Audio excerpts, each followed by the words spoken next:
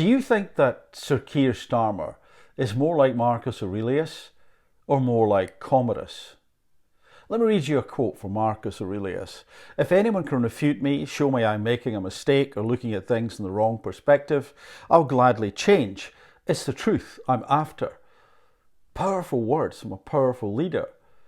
Powerful because he's open to challenge. He will listen.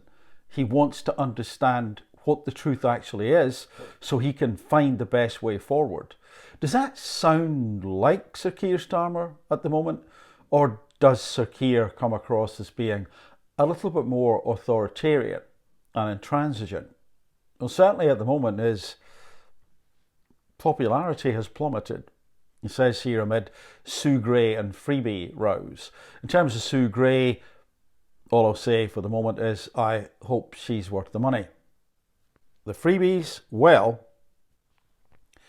in terms of Sir Keir's popularity plummeting, it would seem it's now even lower than Rishi's. That's after less than 3 months. Whilst the freebies may be within the letter of the law, did no one think, look, we've been in opposition a long time and we're almost certain to get in power. Perhaps we should tidy up our act.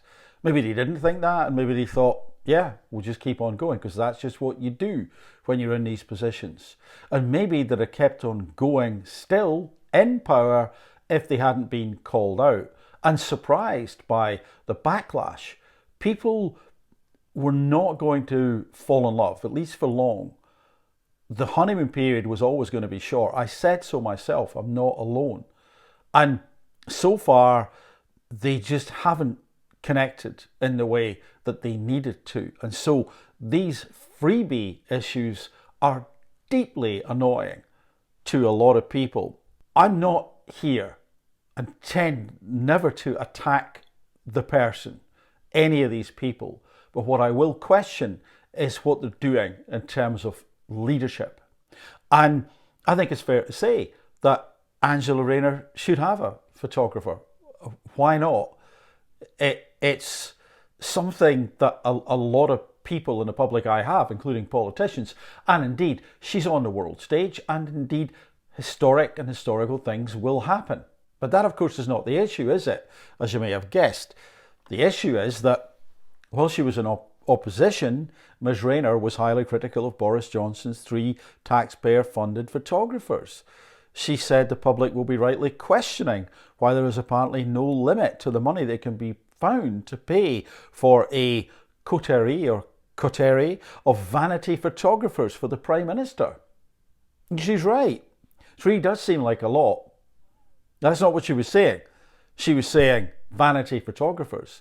But now, when it's her, it's not vanity. It was vanity for them, but us, well, we're just like you.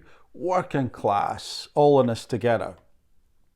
And then here we have Ms Rayner defending using a donor's New York flat for a holiday.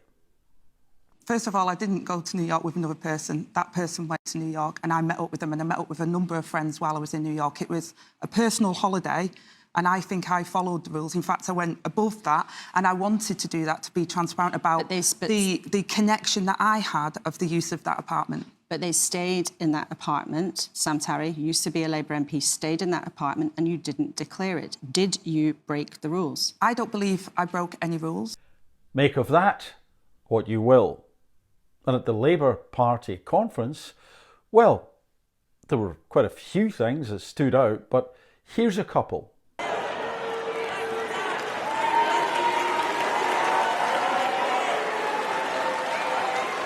You see here on your neck, where you were grabbed by your neck, and I can see on your arms as well, if you just show your arms how you were. This is a changed Labour Party, a Labour Party that represents working people, not a party of protest.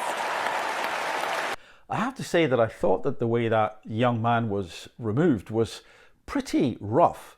He didn't look like he was a physical threat at all. And when Rachel Reeves said, we're not a party of protest, does she mean you can't protest against the party? Also, whispered this, but to me her vocal quality, her tone, delivery, sounded a little bit like Margaret Thatcher. Don't tell Keir, because he seems to have some big problems with Margaret Thatcher. I use the study for quietly reading most afternoons where I've got to have, there's a difficult paper that I need to, and this is not actually about Margaret Thatcher at all. I don't like images and pictures of people staring down at me. I've had it all my life. When I was a lawyer, I used to have sort of pictures of judges staring. I don't like it. You do know that they're just paintings, Keir, yes? They're not real people. And I wonder why you have a problem with judges looking at what you're doing. That's a bit scary. He's not the only person who seems to have problems with paintings.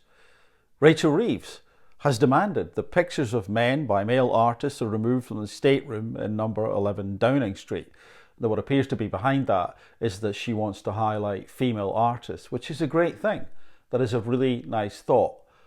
However, I would also hope that the historical significance of any art that was there by a male artist of a male subject was taken into consideration. Perhaps not everything should have been removed. Let's move then to the last day of the Labour conference in Liverpool when this was written. Sir Keir Starmer has revealed he took a £20,000 donation from Labour's Lord Alley to help his son study for his GCSEs.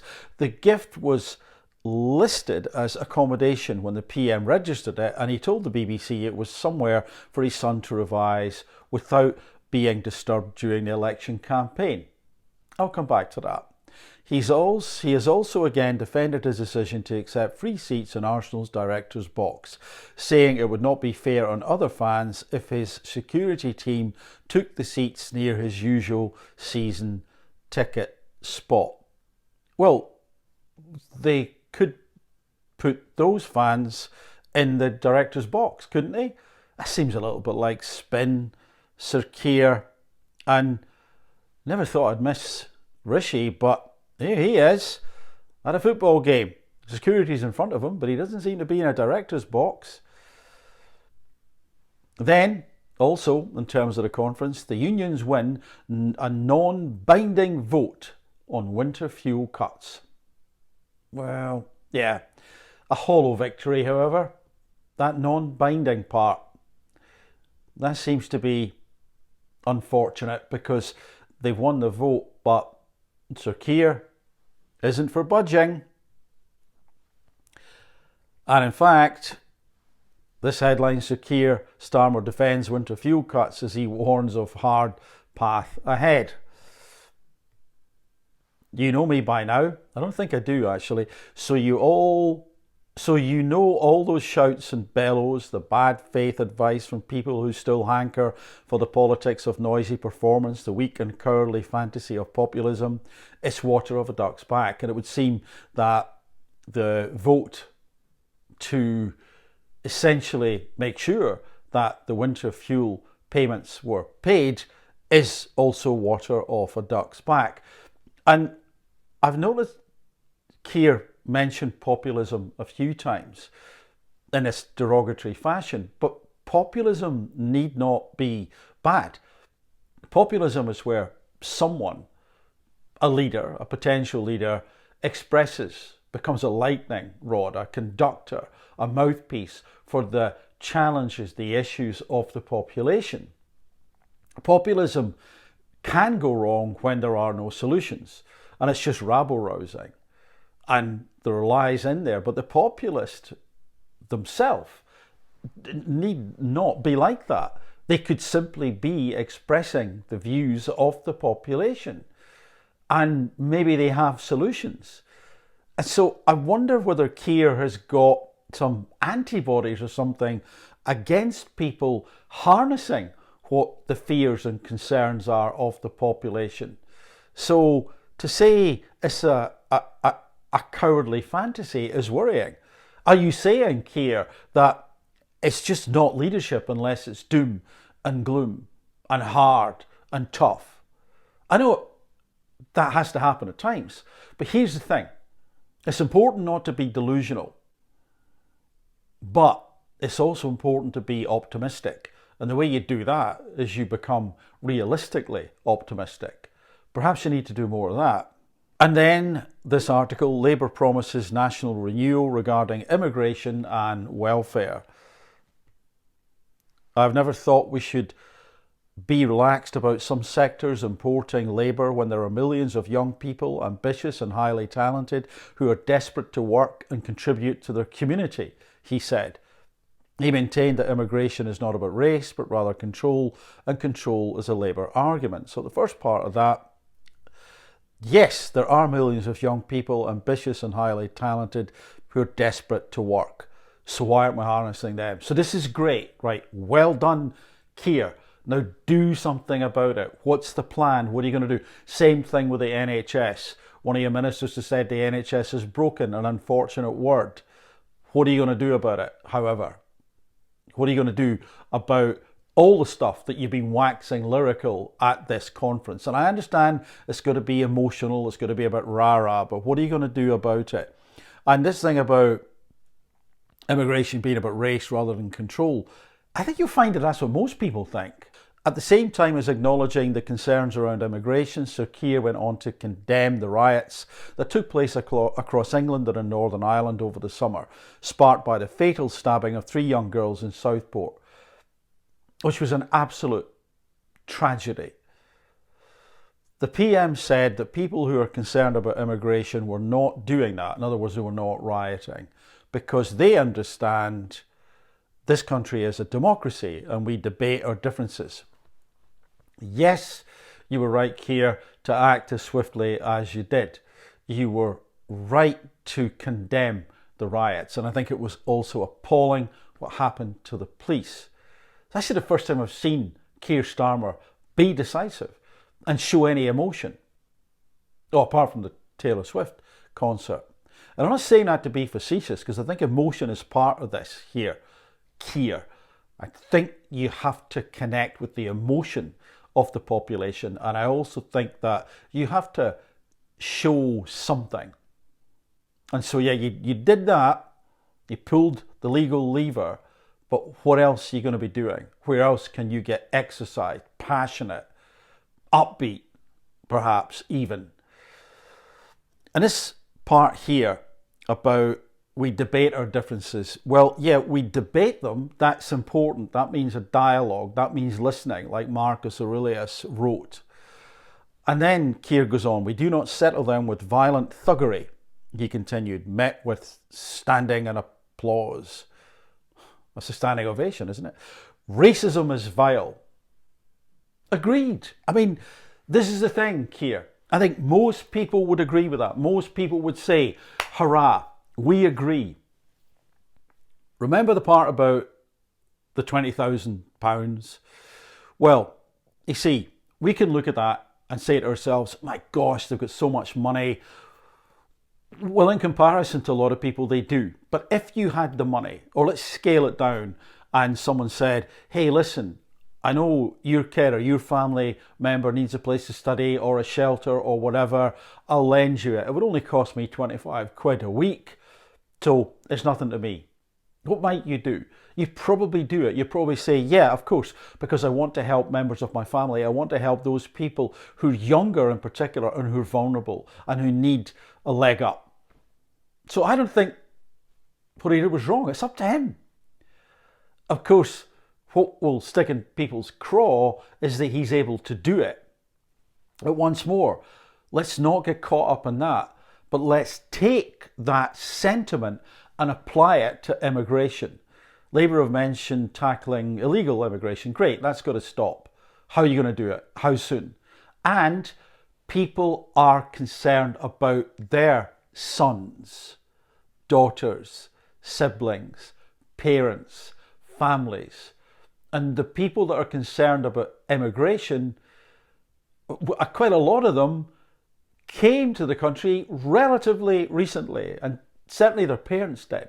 So of course it's not about racism for almost everyone. We understand that, Keir. We know that. It's not about that. It's about the numbers. If the NHS is broken, to use the phrase of one of your people, then how are we going to cope if we can't cope right now? What's the plan? What are you going to be doing? How will you address this? Because if you've got a population of 100 and one person comes in, they can be integrated pretty easily, welcomed. If you've got a population of 150 people come in, that's a little bit harder.